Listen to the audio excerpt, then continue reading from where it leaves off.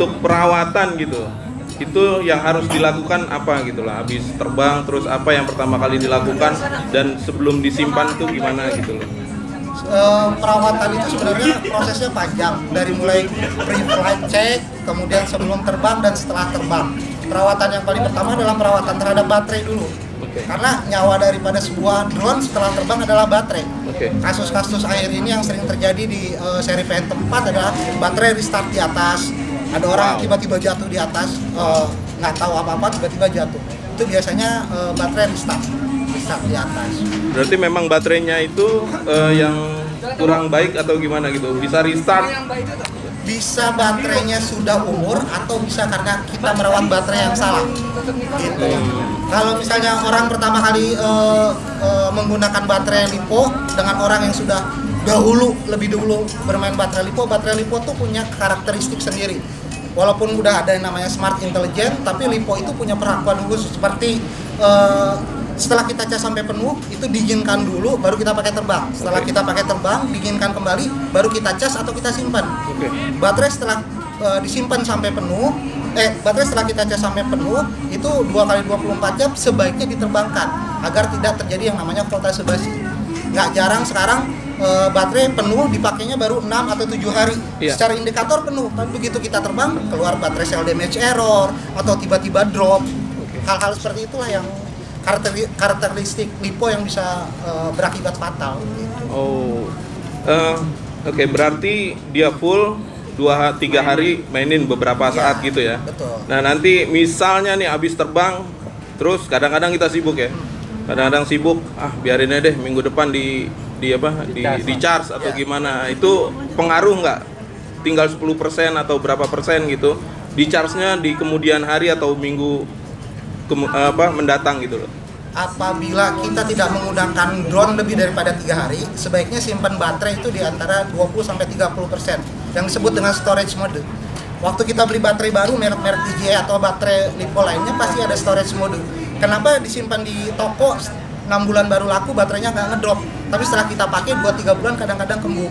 Itu kesalahan kita yang biasanya perawatan baterai tersebut. Kadang nih orang pakai drone mau main seperti ini, tiba-tiba ikut sama keluarganya ke mall, drone-nya ditaruh dalam mobil, panas, baterai kembung udah pasti. Oke. Mungkin dari yang lain ada pertanyaan? Ini jadi tadi tempat penyimpanan drone dan baterainya ya. Itu selain misalnya di dalam mobil di bawah matahari, setelah itu misalnya di tas biasa di rumah, itu juga tertutup dalam keadaan tertutup, itu juga bisa menyebabkan kembung. Apabila disimpan dalam storage mode dan disimpan dalam suhu ruang, tidak. Kecuali misalnya dia disimpan dalam keadaan penuh, terus disimpan dalam keadaan tertutup dan lembab, itu bisa kembung. Oke. Ini informasi yang sangat berguna sekali karena memang baterai adalah nyawa sebuah drone. Dan ketika terjadi sesuatu dengan baterai, apalagi kita lagi 100 meter di atas tanah, it's going to be a disaster, ya kan? Jadi banyak mungkin dari kawan-kawan sini yang baterainya sudah hamil di luar nikah ya. Itu masih aman nggak Om dipakai Om? Misalnya baterai yang kembung begitu masih aman nggak dipakai? Saya sarankan untuk tidak dipergunakan gitu. Jadi dibuang aja ya. Tidak kalau masih bisa dipergunakan sebagai sekarang kan charging hub seperti baterai Mavic dari bawaan combo itu ada dikeluarkan untuk USB untuk fungsinya apa, storage baterai tersebut gitu. Sebenarnya seri Phantom 4, Phantom 3 ada alatnya tersebut untuk menguras daya baterai apabila tidak dipergunakan.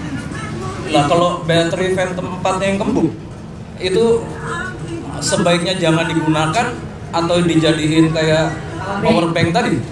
Kalau amannya sebaiknya tidak dipergunakan, masukin ke dalam air garam, terus kubur, jangan dibakar atau jangan ditusuk agar meledak karena efeknya bisa lumayan besar. Kenapa masukin air garam dulu? Sebagai netralisir elektronik yang ada di dalam baterai. Gitu. Karena air garam itu akan menghancurkan sel-sel baterai. Iya. Iya, memang lithium polimer ini mempunyai karakter sendiri Om ya. Betul. Dan kalau di tangan orang yang tidak memperhatikan antar keselamatan dan ketertiban pemeliharaan sudah tentu akan merugikan diri sendiri, betul Om ya? Kalau merugikan diri sendiri udah pasti, tapi yang jangan sampai adalah merugikan orang lain. Itu dia. Ini juga yang menjadi salah satu aspek dari drone safety. Jadi drone safety itu bukan hanya melulu terbang, tapi kita sebagai pilot drone juga harus bisa merawat wahana dan segala aksesorisnya, betul Om Ziba ya? Betul, karena kalau udah jatuh tuh mahal Om. Oh betul Om, Asia mahal. Nah itu dia, iya kan? Nah gini loh, maksudnya kita terbang, wah udah pernah weng di mana-mana, tapi baterai kita kembung semua. Lah itu berarti kita bukan pilot yang baik, ya? Tidak safety, tidak mengedepankan keamanan diri sendiri ataupun orang lain. Nah ini loh, orang lain ini ya, kira-kira persentase berapa crash yang diakibatkan oleh pemakaian baterai yang sudah tidak layak pakai? Kalau udah ketemu baterai yang tidak layak pakai udah pasti 100% Om. Kalau ngomongnya tidak layak pakai ya, udah. Bisa diulang sekali lagi Om? Kalau mempergunakan baterai yang sudah kita nyatakan tidak layak pakai seperti kembung, Iya. kemudian baterai udah pernah terindikasi abnormal, kita terbangkan udah pasti crash. 100%. 100% udah pasti. Dengerin tuh. Dengerin tuh. Tuh dengerin. Tuh dengerin. Baterai, ladies and gentlemen, baterai, nyawa drone. Jangan dianggap remeh, jangan dianggap enteng. Don't take it for granted. Ini barusan kata-kata Om Ziba. Siapa yang nggak kenal Om Ziba? Ya kan? Dan itu Dokternya dokter drone, ya. SPD, spesialis drone. terkenal di Facebook. Iya, betul. Sebutin Ya. Facebooknya Om. Biar Kalau banyak beliau sudah mengatakan A, itu sabda. Iya. Ya, bukan begitu? Oh bukan? Oh iya, oke.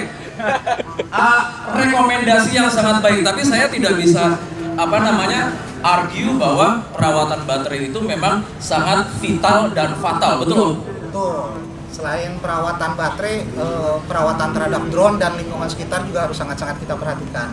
Motor kita kan brushless Om. Secara teori brushless itu punya limitless lifetime. Itu perlukah dirawat?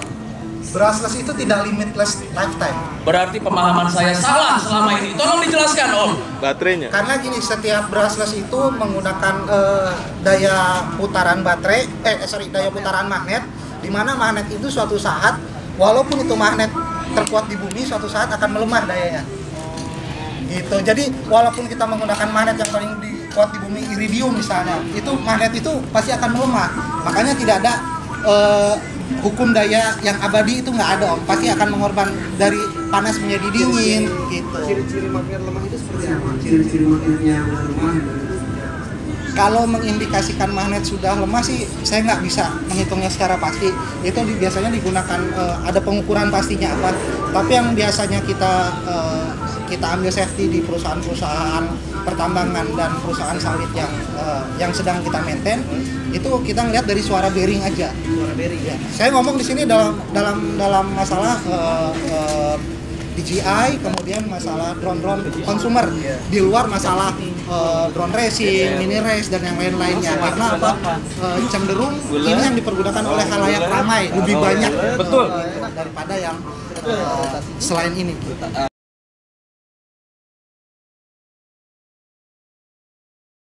DJI Reverse Crane itu sampai 200 cycling. Yang digaransikan 200 apa? 200 cycle. 200 cycle. Yang digaransikan sama DJI Care. Kan ada tuh DJI Care ketentuan baterai itu sampai 200 cycle. Tapi dengan catatan perawatannya ada perawatan baterai yang harus step by step yang dilakukan.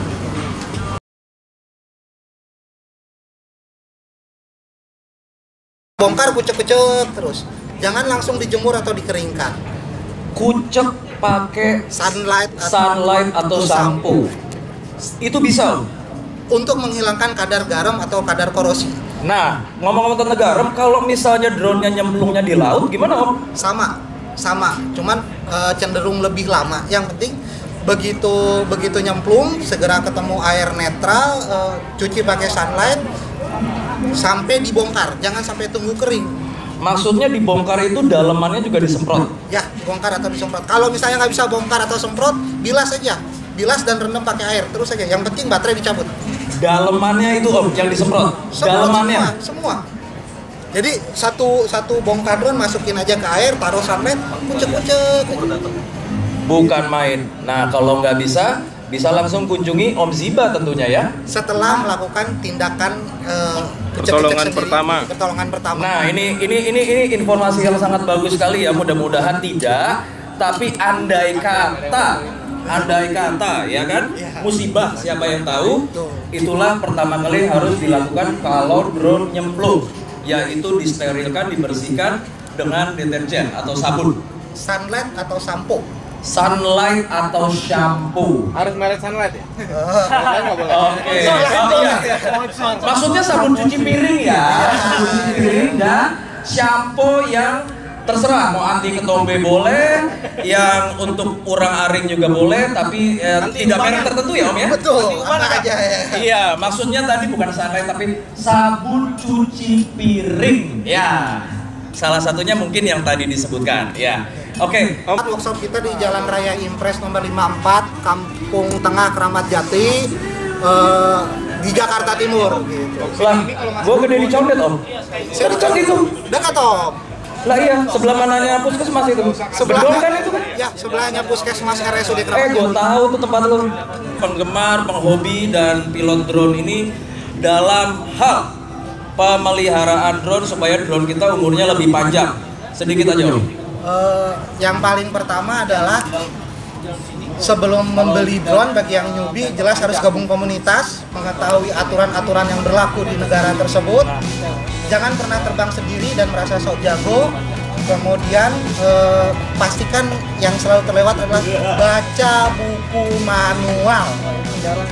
Jangan beli drone, lihat YouTube, apa dengar kata teman, terbang. Tolong diulang lagi Om yang terakhir. Apa tadi Baca buku manual. Kalau misalnya buku manualnya bahasa Inggris, ya punya teman orang bule atau Om Joni siap membantu. Ya, ada Om Joni di sini yang siap mentranslate English itu Indonesian. Iya. Terus ada lagi Om. Kalau misalnya kesulitan dengan bahasa Inggris, rekan kita dari Jogja Sky juga sudah mengeluarkan manual-manual yang berbentuk bahasa Indonesia untuk produk DJI. Mantap sekali. So, ini tinggal mau nggak mau aja ya. Tinggal masalah pilihan ya Om ya. Ya. Maukah kita mengambil jalan baru untuk merawat drone kita sehingga bisa berumur lebih lama, lebih safety baik buat penggunanya ataupun bagi masyarakat. Betul Om ya? Betul. Tepuk tangan dulu buat Om Ziba dari Jogja. Alamatnya. Bukan. Bukan. Salah. Dari mana loh? Hobby holic. Ternyata informasinya sangat banyak dan sangat berguna. Terima kasih Om Ziba. Sukses terus ya. Thank you ya. Thank you ya.